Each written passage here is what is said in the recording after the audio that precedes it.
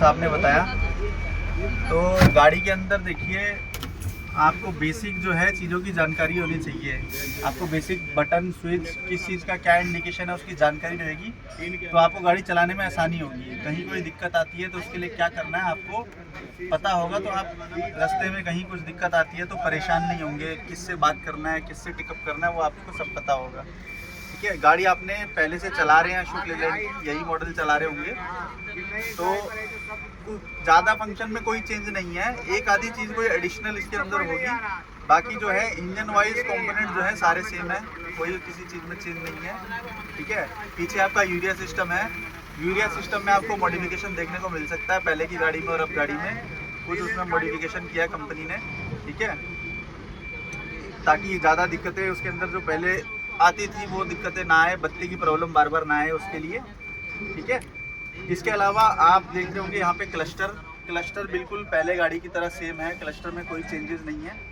ठीक है, यहाँ पे आपका speedometer, fuel gauge, RPM meter और कूलेंट का आपका इंजन टेम्परेचर यहाँ पे दिखता है। इसके अलावा आपको बीच में एक क्लस्टर स्क्रीन मिलती है एलईडी वाली, जिसमें आपका जो है कितना किलोमीटर गाड़ी चली है वो दिखाता है। आपका कौन सी गियर पोजीशन है गाड़ी की, अभी कौन सी गियर में चल रही है। दोनों साइड में आपको जो है एयर प्रेशर दिखाता है, 9.2 8.9 हो रहा है। ठीक है, फ्रंट और रियर का एयर प्रेशर है। उसके अलावा डेट और टाइम, और एट रनिंग कंडीशन में यहाँ पे आपको KMPL दिखाएगा कि गाड़ी कितना एवरेज अभी जो चल रही है, तो कितना एवरेज उसके हिसाब से गाड़ी का है।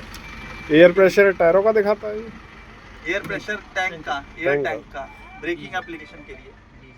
ठीक है, साथ ही साथ आपको नीचे जो यहाँ पे यूरिया का आपको सिंबल दिख रहा होगा, ये आपको दिखाता है गाड़ी में कितना एडब्ल्यू है इसके अंदर अभी ना, वो आपको यहाँ पे दिखाता है। टैंक फुल है, हाफ है या खत्म होने वाला है। पहले परसेंट के हिसाब से, पहले परसेंटेज आता था, इसमें मॉडिफिकेशन किया है, इसको अब इस कंडीशन में कर दिया है, इसको चेंज कर दिया है, इसको बार ग्राफ को।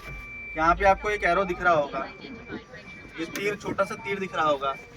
तो हाँ, जब यूरिया यहाँ तक आ जाए तो आप कोशिश करें गाड़ी के अंदर यूरिया जो है फिल करवा ले दोबारा।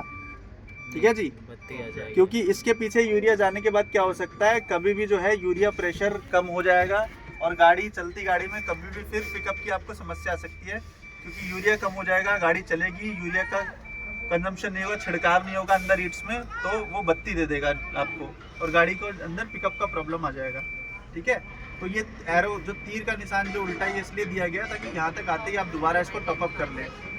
ठीक है, इसके अलावा देखिए इस बटन को मैं एक और बार दबाता हूँ तो यहाँ पे आपको इन्फॉर्मेशन दिखती है, गाड़ी की स्पीड कितनी चल रही है और इंजन ऑयल प्रेशर कितना है।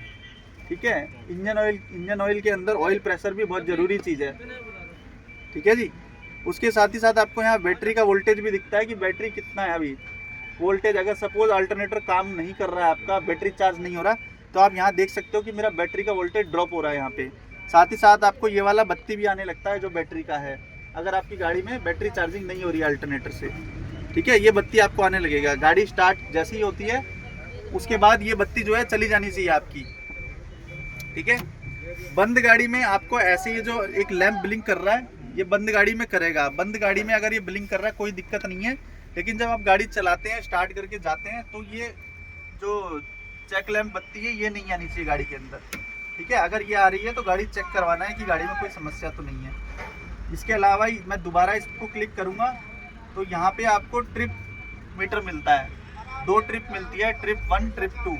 इसको आप रीसेट कर सकते हैं। रीसेट कैसे करेंगे, इस वाले बटन को लॉन्ग प्रेस, मतलब ज़्यादा 4-5 सेकंड तक प्रेस करेंगे तो ये ट्रिप 0 हो जाएगी। सपोज आप यहाँ से कोई गाड़ी लेके चले, यहाँ से आपने ट्रिप देखना है कि मैं यहाँ से कलकत्ता जा रहा हूँ, यहाँ से चेन्नई जा रहा हूँ, तो यहाँ पे मैं इसको लॉन्ग प्रेस करूँगा, ट्रिप 0 कर लूँगा, फिर वहाँ जाके देख सकता हूँ कितना किलोमीटर कवर हुआ, क्या फ्यूल इकोनॉमी आई है गाड़ी की, एवरेज कितनी आई है। जैसे अभी यहाँ पे 6.3 की एवरेज दिखा रहा है इस गाड़ी की। ठीक है, ये ट्रिप 2 है। ट्रिप 2 को भी मैं ऐसे ही सेट कर सकता हूँ। तो एक गाड़ी में आप 2 ट्रिप सेट कर सकते हैं, एक आने की एक जाने की। ठीक है, 2 बार सेट कर सकते हैं आप ट्रिप। इसके अलावा इंजन के अंदर देखिए ये टिक लगा हुआ है, टिक मतलब अभी कोई फॉल्ट नहीं है, नो फॉल्ट कोड। अगर इंजन रिलेटेड किसी सेंसर या वायरिंग में समस्या आती है तो आपको यहाँ पे लिख के आता है कि इसमें इतनी एरर कोड है, इतना मतलब वायरस है इसके अंदर, 1 है या 2 है। ठीक है, ये आपको लिख के आता है इधर। तो आप जो है यहाँ पे चेक कर सकते हैं इंजन की अंदर कोई फॉल्ट है कि नहीं है, ठीक है, क्लस्टर में ही चेक कर सकते हैं। फिर मैं इसको दोबारा दबाऊंगा तो यहाँ पे आफ्टर ट्रीटमेंट का मतलब जो पीछे यूरिया का सिस्टम लगा है उसके अंदर कोई फॉल्ट है कि नहीं है। उसके अंदर फॉल्ट अगर होगा तो यहाँ पे लिख के आ जाएगा, 1 फॉल्ट है, 2 फॉल्ट है, कितना है। अभी ये ओके है, मतलब कोई फॉल्ट नहीं है, मेरी गाड़ी ओके है, कंडीशन में है, ठीक है। ABS के अंदर कोई दिक्कत होगी तो ABS की बत्ती आएगी, यहाँ पे फॉल्ट आ जाएगा। अभी ABS ओके है तो कोई फॉल्ट नहीं है, ओके कंडीशन में है, ठीक है। वार्निंग किसी तरह की अगर कोई देगा तो यहाँ पे आ जाएगा, कोई वार्निंग भी नहीं है, ठीक है। कोई इन्फॉर्मेशन रहेगी तो यहाँ पे आ जाएगी आपके। तो एक तो मैं ऐसे अपनी गाड़ी को देख सकता हूँ कि मेरी गाड़ी में कोई समस्या बन रही है नहीं बन रही है, क्लस्टर के उससे देख सकता हूँ। ये ABS सर घोड़े में काम करता है, ट्रॉली में भी काम करेगा? ये घोड़े में काम करता है। जैसे ट्रॉली का आपका ब्रेकिंग सिस्टम है ABS वाला, वही पूछ रहा हूँ। ठीक है, ठीक है।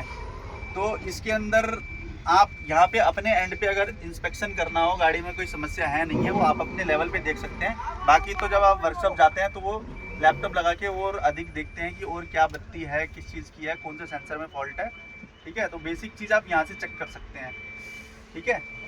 इसके अलावा यहाँ पे आपको ये 3-4 लैंप दिख रहे होंगे इधर, ठीक है। इनके बारे में मैं आपको बता देता हूँ।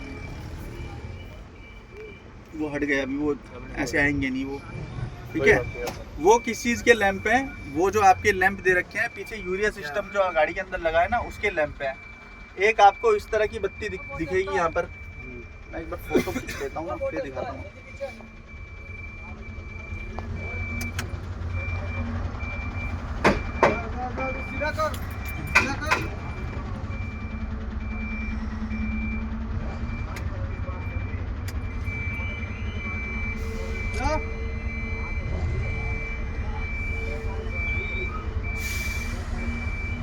ये देखिए जी,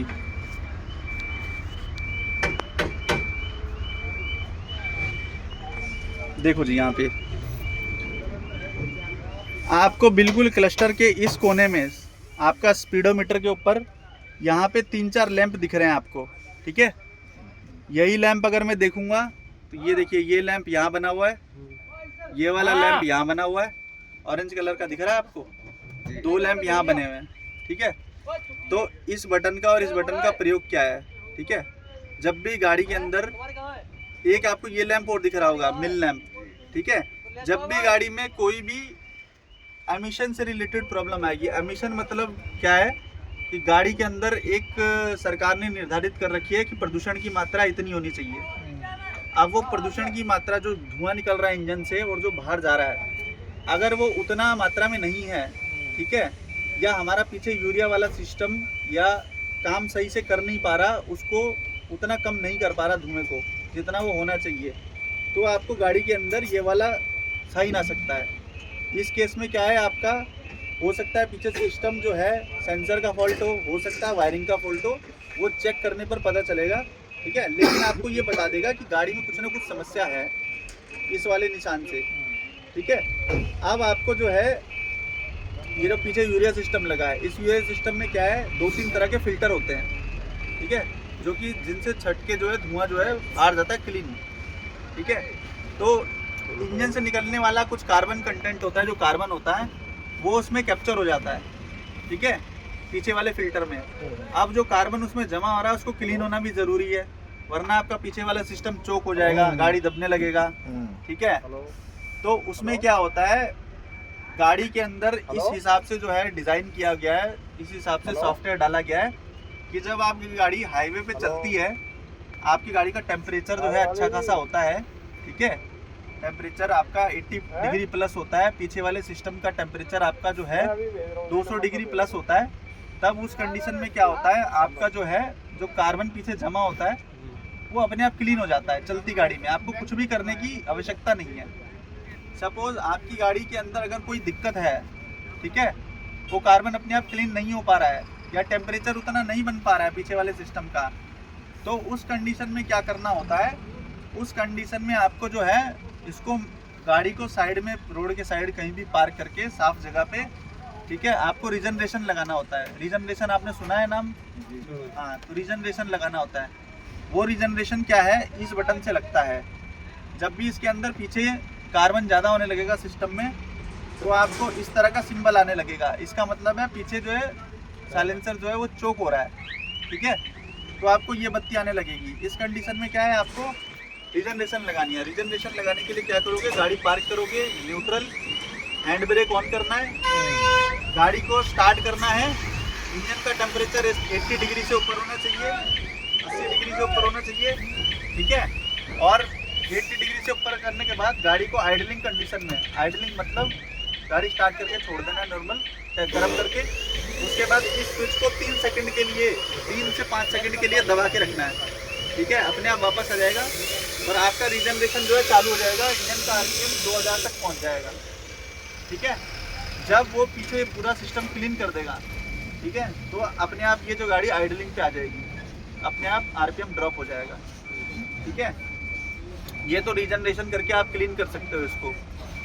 उसके बाद आपकी गाड़ी किसी ऐसी जगह पे है, प्लांट में या कहीं पे, जहाँ पे आपकी गाड़ी में रीजनरेशन चला है, क्योंकि मैंने बताया गाड़ी खुद ब खुद रीजनरेशन करती है।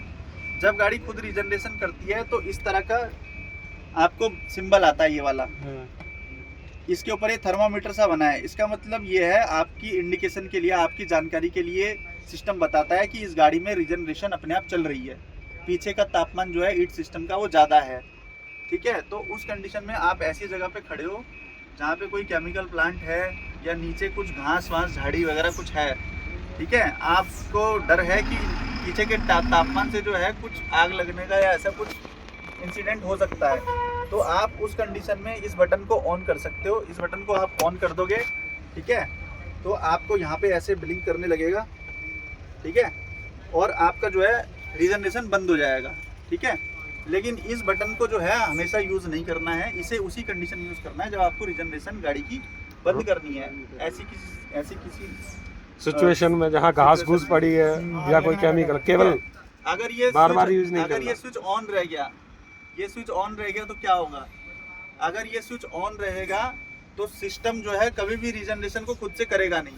रीजनरेशन को खुद से नहीं करेगा तो क्या होगा, इंजन से जो भी कार्बन है वो जमा होता रहेगा उसमें, और जब वो क्लीन नहीं हो रहा तो क्या है, सिस्टम चोक हो जाएगा, ठीक है। तो इसलिए इसको हमेशा ऑफ कंडीशन में रखना है, जब जरूरत पड़े तभी ऑन करना है, ठीक है जी। तो ये तो हो गया आपका रीजनरेशन और रीजनरेशन बंद करने का स्विच, ठीक है। इसके अलावा एक ये नीला कलर का स्विच है, ये आपका स्विच है एग्जॉस्ट ब्रेक का, जिसको इंजन ब्रेक भी बोलते हो आप लोग, ठीक है। जब भी गाड़ी घाट सेक्शन में हो, इस स्विच को हमेशा ऑन करके, कंट्रोलर को ऑन करके ही गाड़ी को आपने ऑपरेट करना है। यहाँ पे देखिए इसका इंडिकेशन आ जाएगा आपका, ठीक है, कंट्रोलर आपका ऑन है। तो ये क्या है, ये कंट्रोलर जो है आपकी गाड़ी की ब्रेकिंग एफिशिएंसी को इम्प्रूव कर देगा, ठीक है। इस स्विच का ये प्रयोग हो गया। इसके अलावा ये हैजार्ड स्विच है, आपने देखा ही है, ठीक है, 4x4 का स्विच। ये SOS स्विच है, इसे उस कंडीशन में यूज़ करना है जब आपकी गाड़ी में कोई आपको खतरा वगैरह लगता है कोई, ठीक है, तब उस कंडीशन में SOS स्विच का यूज़ करना है। इसको दबाओगे तो नियर बाय जो भी आपका जो है कंट्रोल रूम होगा SOS का, वहाँ पे आपकी सूचना पहुँच जाएगी, ठीक है, कि ये गाड़ी के ड्राइवर ने पैनिक का बटन दबाया है, ठीक है, और